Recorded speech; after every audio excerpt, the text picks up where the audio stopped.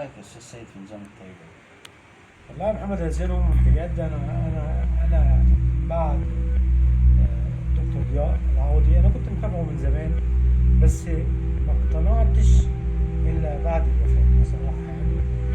وعجبني الطيبات في حاجات كتير، وفي حاجات كنت بحبها بعشقها، وكانت من الممنوعات زي البطيخ مثلا. البطيخ ده كنت بعشقه يوميا، لازم اكل. على كل وجباتي لازم يكون في حاجه سفن. بس هو مانع كل ده ممنوع. المياه الغازية. ابتديت امنع كل شيء، والحمد لله جابت معايا نتيجه حلوه. حتى شعري، كان عندي مشكله في شعري انت عارف انا بحب اعتني بيه. بيجي قشره، جبت جميع الشطات يعني مفيش فايده. بالصدفه وانا بجرب الطيبات بعد باسبوع ما لقيتش قشره. طيب والبطاطس البطاطس مسموح بيها، يعني والرز مسموح بيه، السمك مسموح بيه، التونه، خلي بالك الجمبري من الاكلات اللي كانت حلوه وغاليه ممنوعه. ايوه. المحاشي، الكرنب، هو بيقول لك كل محشي بتنجان بس ما تكترش فيه.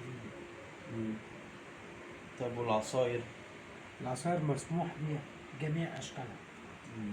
جميع، بيقول لك حتى المواد الحافظه اللي فيها قليله، بتعرف المناعه بتاعتك تتعامل معاها. ايوه، تتقبلها يعني. احنا هو كل تركيزه يا محمد على ان المعده تهضم وما تنجرحش، ما تبقاش فيها سوري حموه زي الشطه والحاجات دي. ما ت- ما ما ما تجرحش المعده، لان المعده هي بات الدواء زي ما بقول. هي اللي بتخليك بتتعافى من كل حاجه. ايوه ايوه.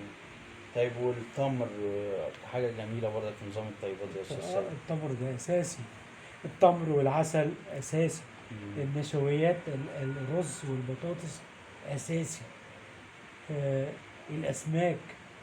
بس خلي بالك الاسماك اللي مش مزارع، يا اما بحر، يا اما بتاع سمك مش مزارع. ما بياكلش زي اكلات السمك اللي هو السلمون والحاجات دي.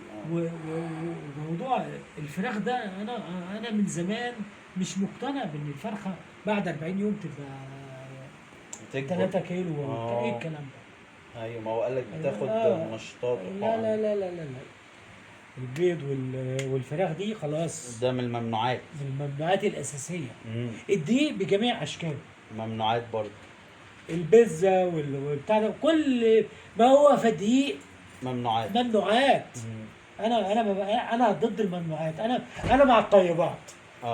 بجد انا الله يرحمك يا ضياء عوضي، انا ماشي مع الطيبات